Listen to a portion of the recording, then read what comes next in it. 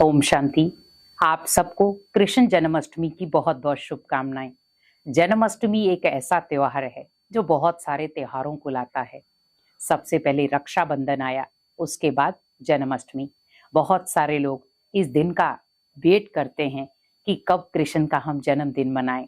छोटे छोटे बाल गोपाल बनाते हैं, झूला झूलाते हैं, बहुत सारी तैयारियां करते हैं। लेकिन इस जन्माष्टमी आपको ये 3 चीजें जरूर करनी है ताकि आप श्री कृष्ण के लिए कुछ स्पेशल कर पाएं।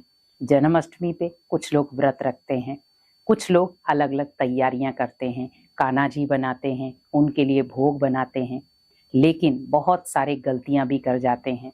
तो इस जन्माष्टमी आपको भी अगर अपनी जन्माष्टमी खास बनानी है और इस जन्माष्टमी श्री कृष्ण जी के लिए कुछ स्पेशल करना है तो आप ये 3 कर्म करें, क्योंकि ये 3 कर्म आपकी जन्माष्टमी को बहुत खास बना देंगे। पहला, जन्माष्टमी वाले दिन आप अपने मंदिर की प्रॉपर सफाई करें। जिस दिन आप जन्माष्टमी मना रहे हैं, क्योंकि रात को वो मनाया जाता है, तो आप अपने मंदिर की प्रॉपर तरीके से सफाई करें, क्योंकि सभी ने अपने मंदिर में श्री कृष्ण की फोटो रखी होती है या मूर्ति रखी होती है, तो आप उस पूरे मंदिर की सफाई करें जैसे आप दीपावली पे करते हैं। बहुत अच्छे तरीके से साफ सफाई करें और उसके साथ एक ऊर्जा लें कि आज मेरे घर में रात को जब हम जन्माष्टमी मनाएंगे, कृष्ण को झूला झुलाएंगे, कृष्ण का जन्मदिन मनाएंगे, तो बड़े प्यार से उसका आह्वान भी हमें घर में करना है। तो घर में बिल्कुल शुद्धता और स्वच्छता हो ताकि कृष्ण हमारे घर में भी आए, क्योंकि नन्हे बाल गोपाल जब हमारे घर में आएंगे तो हमारे घर की नकारात्मकता को खत्म कर जाएंगे। और दूसरा कर्म आपको क्या करना है, उनके लिए अपने हाथ से भोग बनाएं।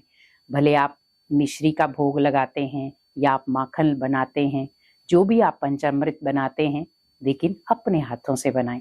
कोशिश करें कि मुझे श्री कृष्ण जी को या जन्माष्टमी पर जो भी भोग लगाना है वो अपने हाथों से बनाना है, बहुत शुद्धता के साथ। क्योंकि आप घर पे भोजन बनाते तो अपने हाथों से ही बनाते हैं, तो क्यों ना हम श्री कृष्ण के लिए भी अपने हाथों से वो चीज बनाएं जो वो स्वीकार कर सके। जब आप शुद्धता से किसी भोग को बनाते हैं तो उसमें पावर होती है, उसमें ब्लेसिंग जुड़ती है और बड़े प्यार से भगवान भी उन्हें स्वीकार करते हैं।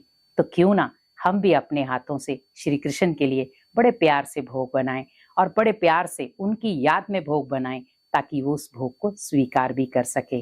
और आपने बहुत सारी ऐसी कहानियां सुनी होंगी कि मीरा ने श्री कृष्ण को भोग लगाया और उन्होंने स्वीकार किया। तो बड़े प्यार से उनकी याद में आप ये भोग बनाएं और फिर उन्हें स्वीकार कराएं। तीसरा, जब आप झूला झूलाते हैं या नन्हे बाल गोपाल की कोई भी आप झांकी बनाते हैं, उस समय बस उस दृश्य में डूब जाएं कि मैं उस स्वर्णिम दुनिया में हूँ, उस स्वर्ग में हूँ जहां पर श्री कृष्ण राज्य करते थे। ग्वाले पाल बहुत सारे थे, वो माँ की पालना ले रहे थे। तो उस दुनिया में जब आप जाएंगे तो आपको इस कलयुगी दुनिया की कोई भी बात टच नहीं करेगी, क्योंकि हमें अब उसी दुनिया में चलना है। तो उस दुनिया में चलने के लिए हमें कहीं ना कहीं उस दुनिया के दृश्य को भी सामने लाना है। बहुत सुंदर सुंदर झांकियां बनाई जाती हैं, पर थोड़ा सा ध्यान रखें, आप जब झांकी बनाते हैं तो आप कोई भी ऐसी गलती ना करें जो कहीं ना कहीं हम जो श्री कृष्ण हो गए, जो देवी देवताएं हैं, वो हमारे लिए सर्वोत्तम हैं, लेकिन हम बहुत सारे कई बार ऐसी गलतियां कर जाते हैं कि हम रूप धरते हैं और फिर कोई ना कोई ऐसी चीजें कर जाते हैं जो गलत हैं, लेकिन हम उनको भगवान कहते हैं। भगवान मीन्स भाग्यवान आत्माएं।